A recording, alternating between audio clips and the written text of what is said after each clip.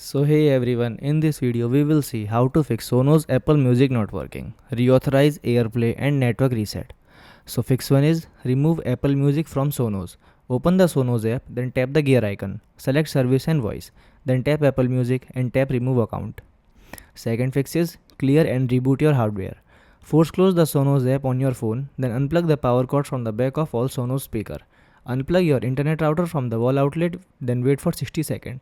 Plug the internet router back in and wait for the light to turn solid. Plug your Sonos speaker back into the power outlet. Third fix is refresh your Apple ID session. Open your phone's main setting app, then tap your Apple ID name at the very top. Then tap Media and Purchases. Tap Sign Out. Tap Media and Purchases again and sign in with your Apple ID password. Fourth fix is re-add Apple Music to Sonos. Open the Sonos app, then tap the gear icon. Tap Add a service. Select Apple Music from the list.